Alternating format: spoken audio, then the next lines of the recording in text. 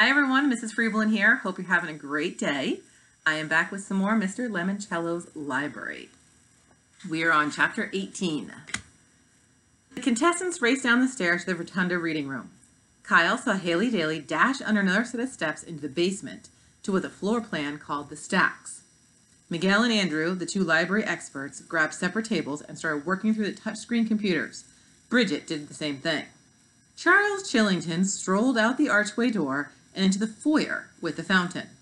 Yasmin was running around the circular room with the floor plan in front of her face, like someone frantically checking their text messages while racing around on a crowded sidewalk.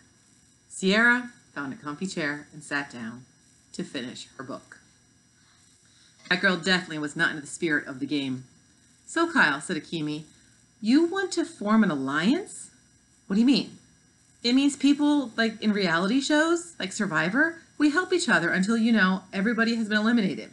And then we have to stab each other in the back at the end." "Oh, right."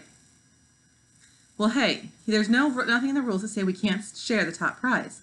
I just want to win." "Cool. So we're a team?" "Sure." "Great. I nominate you to be our captain." All in favor, raise their hand.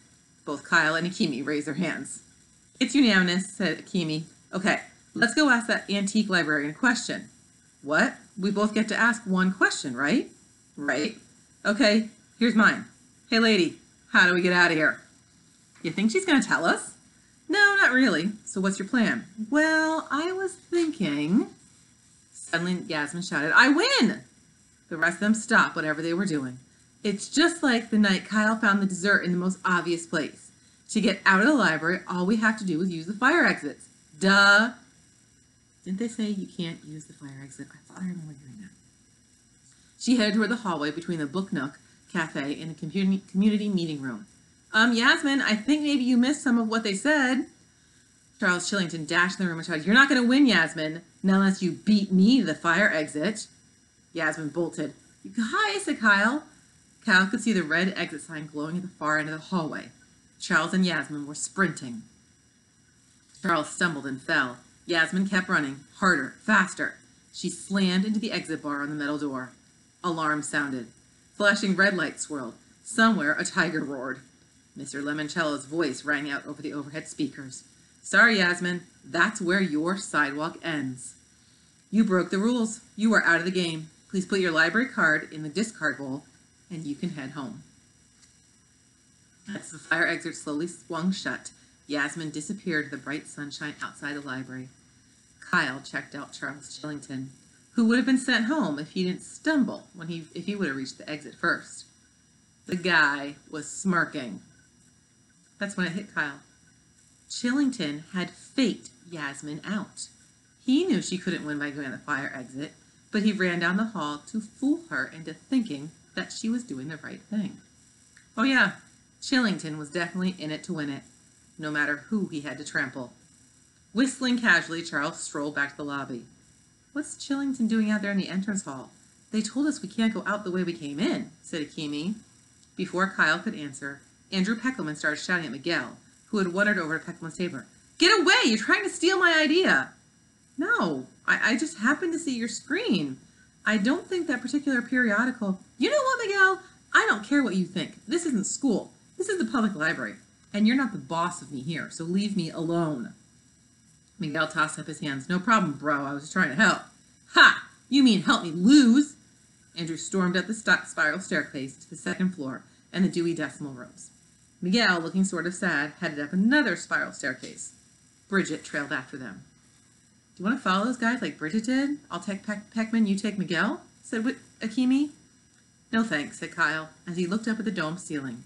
"I'm much more interested in that window up there." 3 stories above the rotunda door, just below the Wonder Dome, there was a series of 10 windows set between the statues. The windows acted like skylights to the base of the dome, allowing sunshine to filter down to the room below. "Do you think those windows open?" asked Akimi. "Maybe, maybe not. But I've never let a closed, locked window stand between me and winning a game. Just ask my dad. Remember that from the beginning?" "Never mind. Come on," said Kyle. Excuse me, we hate to interrupt you," they asked to Sierra. Sierra raised her head. She had a very dreamy look in her eyes. "I need a book." "Really? What kind?" "Like the one you found up there? He gestured to the curving bookcases. Fiction? Said Sierra. Right. Love me some fiction, said Kyle. Well, what kind of story do you like? Something way up high. The higher the better. Really? Yep. Well, that's an interesting way to put together a reading list based on bookcase elevation. I'd like some on the top shelf. Maybe right under the hologram statue of that guy who's hanging out with the Cat in the Hat. You mean Dr. Seuss? He wrote The Cat in the Hat. Sweet. But I just like how close he is to that window.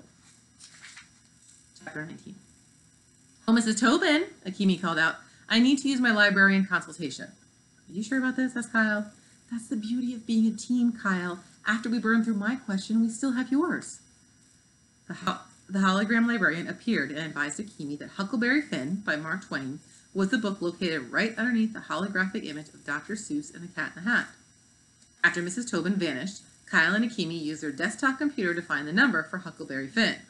Kyle grabbed a pen and scribbled into his palm. Are you going to do what I think you're going to do? Said Akimi. Yep, I'm going to float up there, hoist myself onto that nook, and then reach over to the window, push it open, and stick out my hand. Technically, I would have found a way out of the library. Nothing in the rules says how far I have to be outside the library to win. You could fall, said Akimi. I don't think so. I'm wiry like a monkey. Seriously, Kyle, this is not worth it. Yes, it is. Did I mention I want to win? You should improvise a safety harness, said Sierra Russell. Huh? Well, in this adventure book I read once, the hero was a very similar predicament. So he removed the curled handset wires from several headphones, bundled them together, and made a safety rope. 10 minutes later, Kyle, Akimi, and Sierra had stripped all the wires off of a couple of headphones. Kyle looped the cables around his waist and tied the other end to the handrail of the hover ladder. When fully extended, the safety rope would reach a little bit more than 20 feet. I had to pause for a second. Chainsaw! Chainsaw! You see her up there, guys? That's my kitty cat. That's her favorite place to be. She likes to go through the railing and jump down on the sofa with me. Come on, Chainsaw. Come on down. Story time. Yep, there she comes. Okay, let's get back to the story. You want to come say hi? Come here. Hi, Chainsaw. Hi, Chainsaw. Chainsaw. I know, the weirdest name for a cat. There she goes. So everybody has seen my pretty kitty. All right, cat. Enough of you. There you go. All right, back to our story. No more cat interruptions. It should work, he said. Be careful up there, said Akimi. Yes, said Sierra, who wasn't reading her book anymore. Apparently, watching a real-life person risk their life was something more exciting than reading. Yeah, I don't know about that. Kyle locked his feet into the hover ladder ski boot brackets. Here we go. Serious adrenaline raced through his body as he tapped in the number for Huckleberry Finn. When you open the window, said Akimi, just shout, I found the way out, and we win. Right, said Kyle, all three of us. Huh? Sierra came up with the idea of the safety rope. She's on our team now. Fine, whatever, just don't break your neck. Not part of the plan. Kyle pressed the enter button on the control panel. The platform floated up off the ground and drifted slightly to the right. Be careful, watch it, said Akimi. I'm not doing anything. This thingamajig is doing all the work. I'm just along for the ride. Kyle gripped the handles on the platform and rose higher and higher. He sailed past books by Tolstoy and Thackeray. Tilting back his head, he looked up at the semi-transparent statues. There was a weird mix. A thoughtful African-American man in a three-piece suit and a bow tie, a guy with long curly hair, old-fashioned clothes, and a looking glass.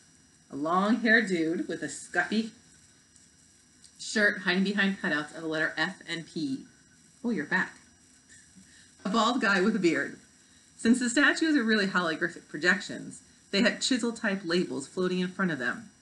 The one closest to Kyle was George Orwell, Lewis Carroll, Dr. Seuss, and Maya Angelou. As he continued to climb, Kyle could hear the soft whirl of the electromagnets lifting him toward the ceiling. And then he heard something much louder. What a ridiculous idea! It was Charles. He was standing on the second floor balcony. You know, Keely, I thought about doing the same thing. But then I noticed what you overlooked. There's wire mesh security screen all over those windows. The levitation platform stuttered to a stop. Enjoy staring at the ceiling, Keely. I'm off to win another game. Kyle ignored Chillington and grabbed hold of the ledge beneath Dr. Seuss. He tried to haul himself up, but his feet wouldn't budge. They were locked in place by the ski boot clamps. and he closed the skylights, Kyle could see that Chillington was right. There was a security screen over the windows. Kyle checked his wristwatch. It was 1 p.m. He and his teammates had wasted an hour on a lame window idea. He sighed and stared up at the Dr. Seuss projection. The cat in the hat's mouth started to move. Think left and think right. Think low and think high. Kyle recognized the voice. It was Mr. Lemoncello.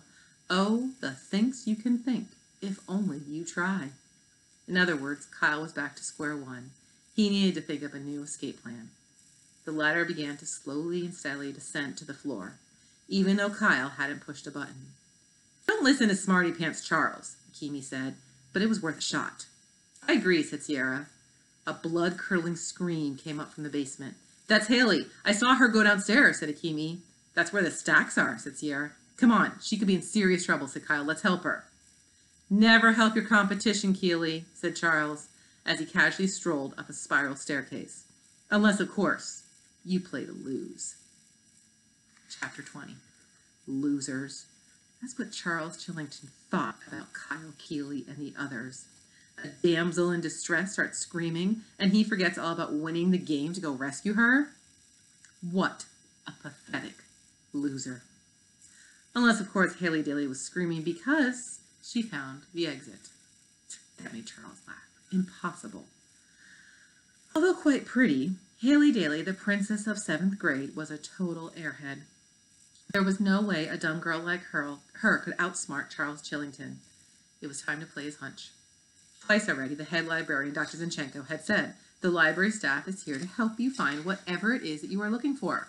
She said it once when they were about to enter the library, and she said it again when they were going over the rules. Well, what Charles was looking for was way out of the building, and it wasn't the front door that would set off the alarms. That was why he kept coming back to the lobby with the fountain. Why he kept studying the display labeled Staff Picks, our most memorable reads. The staff is here to help you, he said. These are the staff's favorite books, so this has to be a clue. Inside each bookcase, Charles saw 12 book covers. One for each of the 12-year-old players, he wondered. The display items weren't actually booked. They were covered art mounted on a book-sized foam core. 3 covers were lined up on each of the case's 4 shelves. Since they weren't actually books with spines, none of the covers included their actual numbers. Carl focused on the 3 books lined up in the bottom row. Hoosier Hospitality was on the left. In the Pocket, Johnny Unitas and Me was in the middle. And the Dinner Party was on the right. Charles decided to concentrate on Johnny Unitas. He moved to the rotunda and did a quick card catalog search in one of the computers. When he typed in the Pocket, a matching cover image popped up, but still no number. In the spot where the identifier should have been, there was a censor's thick black box and the word ID temporarily moved from the system. Scrolling down further, Charles came across a rather unusual annotation. You didn't think we'd make it that easy, did you? Charles smiled. The computer was telling him he was on the right track. He glanced up from the desk. The children's room was directly in front of him. The book about Johnny Unitas was a cartoony cover depicting a football player wearing the number 19 and dropping back a launch to pass. It was most likely a children's book. But of course, it could also be a sports biography. So would it be shelved with the sports books, the biographies, or the children's books? Charles went back to the computer to search. He read the book's description. Billy wants to be a great quarterback like his hero, Johnny Unitas, but his coach is worried he'll get hurt. Sounds like fiction, a made-up story. Had to be in the children's room. As Charles crossed the marble floor, something else struck him. This was like Husker Du, the memory game he had played when he was in kindergarten. He was on a hunt to find a hidden match of a football book that he had just memorized. This was, in short, another memory game. And the staff pick was subtitled, Our Most Memorable Reads. Clever. Very clever, he said. Charles entered the children's department. It didn't take him long to find the book because in the pocket was sitting on top of a shelf. Found it. Then, savoring the moment, he picked up the book and read the title out loud. In the Pocket, Johnny Unitas and Me. All of a sudden, a row of geese tucked into the corner of the room started singing. They call him Mr. Touchdown. Yeah, they call him Mr. T. The birds startled Charles so much he dropped the book. And when he did, a card fluttered from inside of it. Charles bent down to pick it up. Printed on the card was a black and white silhouette. A quarterback, wearing the number 19 jersey, just like Johnny Unitas, was arching his arm to throw a pass. Charles grinned. He was definitely on the right track. He tucked the card into his pocket and hurried back to the lobby to memorize more book covers. Show you the picture. So all these pictures are going to come together. There's going to be more to be found, and they're going to help the kids with some clues. The question is, will Charles share his clues, or is Charles in this for himself? Who knows? One little side note, guys, we're only about a third way through the book, so I'm going to keep reading. But I just want to add this. The author of this book, which is Chris Gabenstein, really awesome guy, really funny guy. He has some great websites with information about his book, this book, and other books. This is the first of, I think, about 5 books about Kyle and his friends. And he's a really great guy. I've met him, and he donated a lot of books to me in my classroom. So check out his website. Just put in Chris Gabenstein, and you'll find some great stuff to do connected to this book or his other books. One other little disclaimer. This book was made into a movie. I think I watched it for about 15 minutes, and it was so bad and so different from this great book that I had to turn it off. So if you're liking the book and you want to check out the movie, go check out the movie. I do not recommend it. It really went off and didn't stay close to what really happened in the book, and I was disappointed. And I did ask the author about that, and he said he was a little disappointed too. But when an author makes a movie, they get very limited control about it. So, hope you enjoy. I'm going to stop for now because this video is getting a little long, and I'm going to post another one with a few more chapters. Have a great day.